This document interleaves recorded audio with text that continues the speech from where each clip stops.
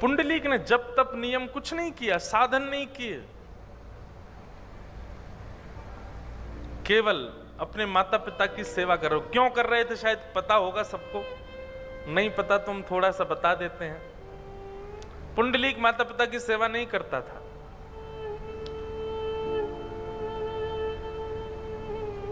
भक्ति में दो प्रकार के लोगों का प्रवेश होता है। मैं गलत भी हो सकता हूं लेकिन फिर भी बोल रहा हूं। भक्ति में दो प्रकार के लोगों का प्रवेश होता है। पहले वो जिनके पूर्व जन्म के संस्कार सुदृढ़ होते हैं, और दूसरे वो जो घोर नास्तिक होते हैं।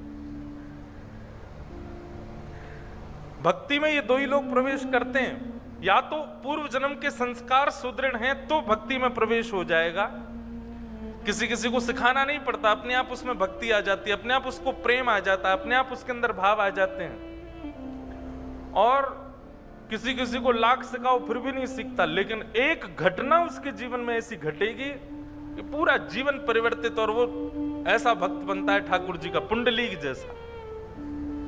तो भक्ति में दो लोगों का प्रवेश है, या तो जिसके पूर्व जन्म के संस्कार सुदृढ़ हैं, या फिर इस जन्म में जो घोर नास्तिक है, जो बहुत दूर रहता है ठाकुर जी से। या तो वो ठाकुर जी के समीप चला जाएगा, या फिर वो जो पूर्व जन्म से समीप है वो समीप जाएगा। बीच वाले के सीताराम, बीच वाले तो ऐसे घूमते रहते हैं।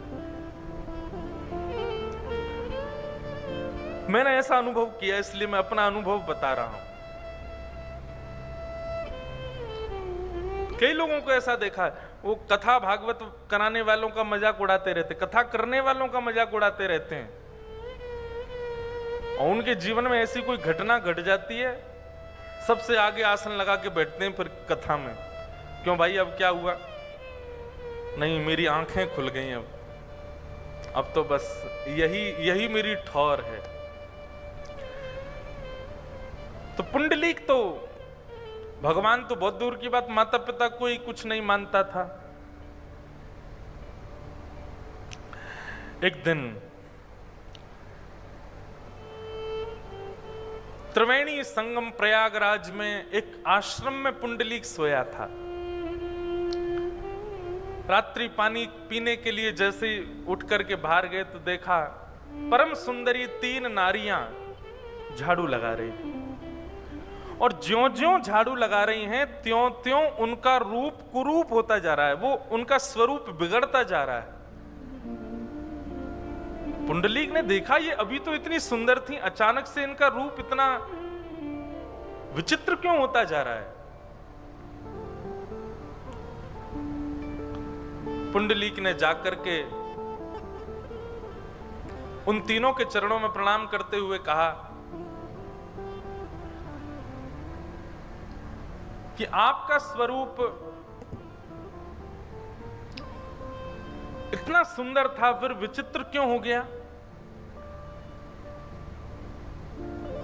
तीनों नारियां पुंडलीक को देख करके मुस्कुराने लगी, और कहीं देखते रहो, और देखते ही देखते थोड़ी देर और झाड़ू लगाते लगाते जैसे ही आश्रम के परिसर में आई तो तीनों का स्वरूप जो धूमिल हुआ था वो फिर से पवित्र होने लगा और फिर से सुंदर हो गए।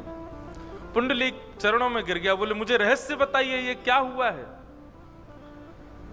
तो तीनों ने अपना परिचय दिया, हम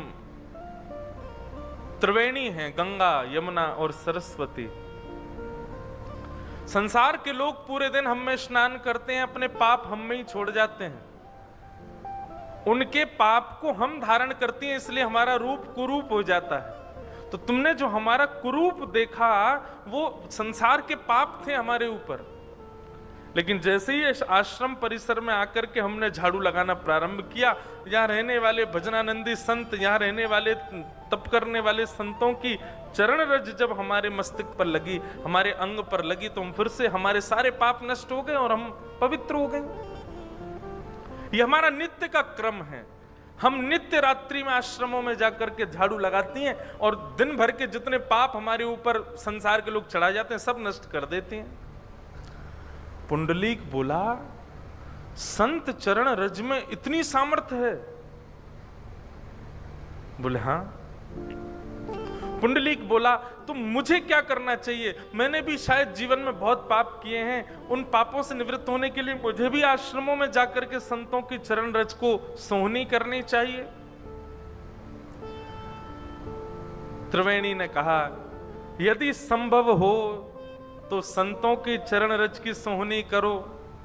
श्री गुरु चरण सरोज रज निज मन मुकुर सुधार, वरनौ रघुवर विमल यश जोदायक फल चार। श्री गुरु के चरणार बिंदों की रज, संत महापुरुषों की चरणों की रज में बहुत सामर्थ्य है पुंडलीक।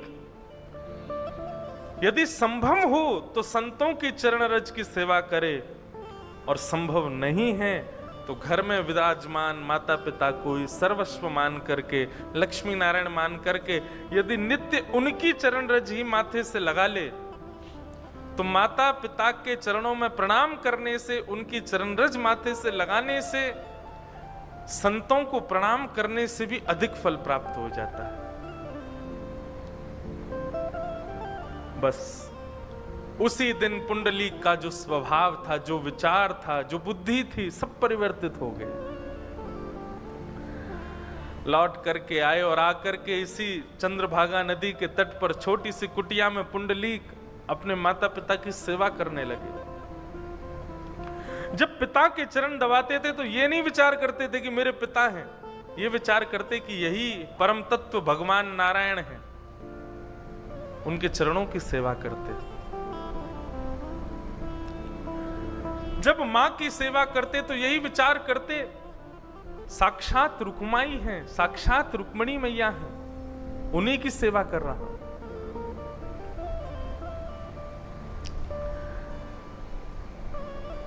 साक्षात नारायण और साक्षात लक्ष्मी, महालक्ष्मी का रूप माता पिता को मान करके सेवा करने लगे। पुंडलीक की उस भक्ति से अत्यंत प्रसन्न श्री द्वारिकाधीश पंढरपुर में आकर के विराजमान हो गए। बोलो विठ्ठल भगवान की। इतना सुंदर वर्णन है ठाकुर जी का,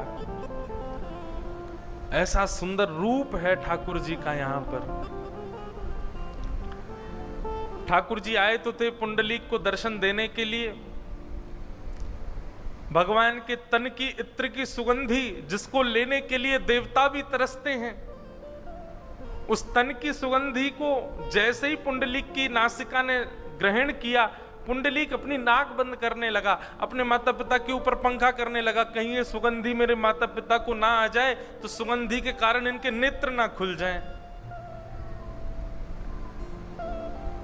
देखने लगा कहां से आ रही है ये सुगंधी, खिड़कियां बंद करने लगा। अब सोचो, विचार करो, साधारण इत्र की सुगंधी इतनी बढ़िया लगती, ठाकुर जी के अंग की सुगंधी आ रही है, लेकिन पुंडलीक को वो बाधा लग रही है कि मेरे माता पिता कहीं उठ नहीं जाएं इस सुगंधी से।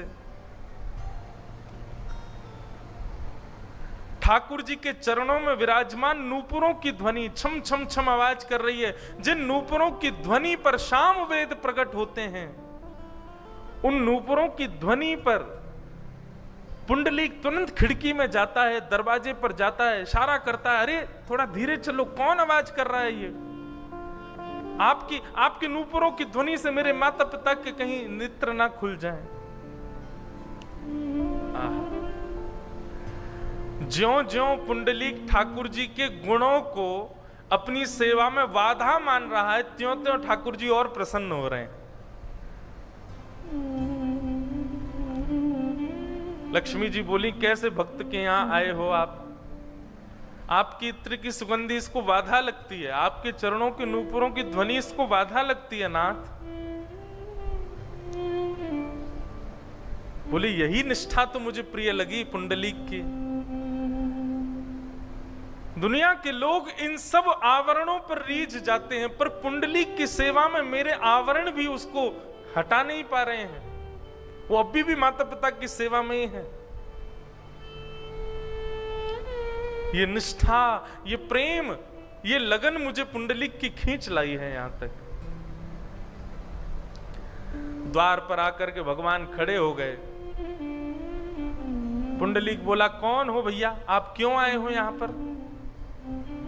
लक्ष्मी जी ने कहा, साक्षात त्रिलोकीनाथ, ब्रह्मांड के नायक, जगदीश्वर ईश्वर, श्री द्वारिकाधीश तुम्हारे द्वार पर आए। पुंडलीक, आओ स्वागत करो भगवान का। पुंडलीक दूर से देख के कहता है, इनको किसने बुलाया था यहाँ पे? क्यों आए हैं यहाँ पे? इनको मैंने तो नहीं बुलाया था, मैंने तो आमंत्रण नहीं दिया था, फिर क्यों चले आए? लक्ष्मी जी हाथ पकड़ के बोली, अब या तो आप चलो, नहीं तो मैं नाराज हो जाऊंगी। कैसे भक्त के आए हो आप? उसको बता दिया हमने कि भगवान आए, तब भी नहीं आ रहा है बाहर। ठाकुर जी बोले, अब तो इससे जरूर मिलके जाऊंगा मैं। इसको ये बात भी नहीं हिला रही है सेवा से कि मैं परमात्मा द्वार पर खड़ा हूं। अरे कोई ये सुन ले कि बाहर कोई एक्टर आ गया है तो अपने चार काम छोड़ के भाग जाए। ये पता चल जाए कि हमारे नगर के विधायक जी आए बाहर, अभी कोई हल्ला कर दे कि बंबई से कोई बहुत बड़ा फिल्म सितारा आया, आप कथा छोड़ के भाग जाओगे।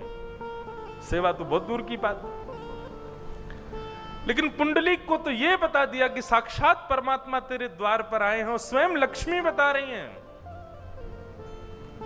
पुंडलीक कहता है, इनको किसने बुलाया? मैंने तो नहीं बुलाया था, और जब मैंने नहीं बुलाया तो मैं स्वागत क्यों करूं इनका?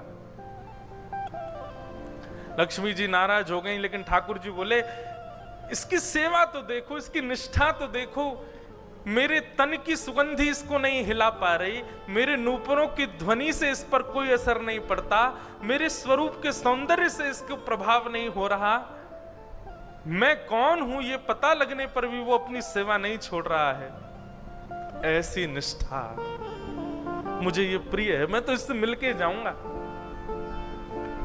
रुक्मणी जी उदास होकर के चली गई। बोले, तुम जाओ तो जाओ, हम तो इससे मिलके आएंगे। जाते जाते रुक्मणी जी कह गई, पतिदेव तो मेरे ही हैं, खड़े बेचारे द्वार पर। अरे पुंडलीक, स्वागत नहीं कर सकते तो कम से कम आसन ही दे दो भगवान को। अरे घर पर आए मेहमान को कोई बैठाता तो है, आसन दे दो एक। पुंडलीक बोला, कहां जाऊं आसन लेने के लिए? इतने विशाल तो ये हैं, बैठने के लिए भी बड़ा आसन चाहिए होगा इनको, कहां से लाऊं? तभी एक ईंट वहां थी, खिसका दी भी नहीं, पधराई भी नहीं, व्यवस्थित भी नहीं कि खिसकाई है नीचे से, लीजिए, जब तक मेरी सेवा ना हो जाए प्रतीक्षा कीजिए, आसन पर बैठिए। लक्ष्मी जी ने हाथ पकड़ लिया, बोले, खबरदार, जो आप यहां रुके तो चलिए मेरे साथ। ठाकुर जी बोले, नहीं, अब तो मैं मिलके ही जाऊंगा। और ठाकुर जी पुंडलीक के द्वारा पधराए हुए उस निष्ठुर आसन पर अपनी दोनों भुजाओं पर कमर धारण करके खड़े हो गए। श्री पुंडलीक भगवान, श्री पंडरीनाथ भगवान अपने भक्त पुंडलीक की प्रतीक्षा में आज तक खड़े हैं। आज भी प्रतीक्षात्मक मुद्रा है श्री पंडरीनाथ विठल भगवान की। आहा, इस भूमंडल को, इस पृथ्वी को, इस पूरे ब्रह्मांड को एक ऐसा रूप प्रदान किया जो रूप केवल पंढरपुर में और कहीं नहीं है।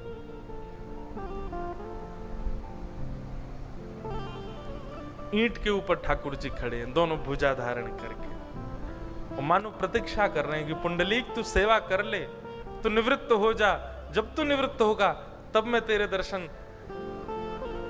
अब मुख से निकल तो ऐसा रहा है, तब मैं तेरे दर्शन करूंगा। लेकिन ये कह भी दूं तो कोई अंतर नहीं, यहां पर भक्त प्रयास करते हैं पूरे ब्रह्मांड में ठाकुर जी के दर्शन के, लेकिन पंढरपुर एकमात्र ऐसा स्थान है जहां ठाकुर जी प्रयास कर रहे हैं भक्त के दर्शन के लिए।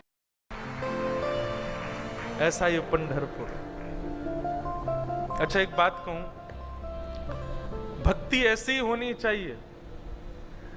मैं प्रयास करता रहूं ठाकुर जी से मिलने के लिए तो समझो भी भक्ति सामान्य है, लेकिन भक्ति की स्थिति ऐसी हो जाए कि ठाकुर जी प्रयास करें मुझसे मिलने का, मेरे पास आने का, मेरे पास बैठने का।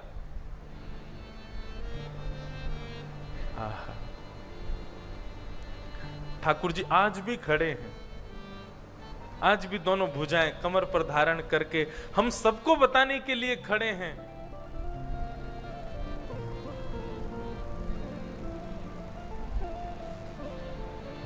बहुत भाव है। अब 7 दिन हम पे कुछ है ही नहीं, हम पे यही काम है, हम पंडरीनाथ भगवान के नए नए भाव ही बताते रहेंगे।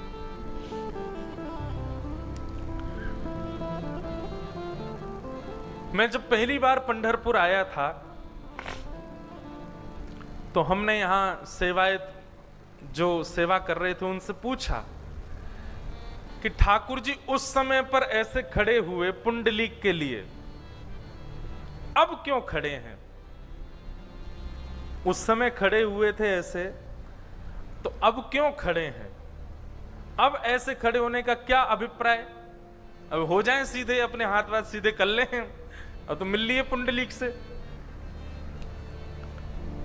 है तो ये एक तर्क, लेकिन उन्होंने बहुत अच्छा उत्तर दिया। उन्होंने कहा, महाराज जी आज भी पुंडलीक भगवान के लाखों भक्त दर्शन करने के लिए आते हैं।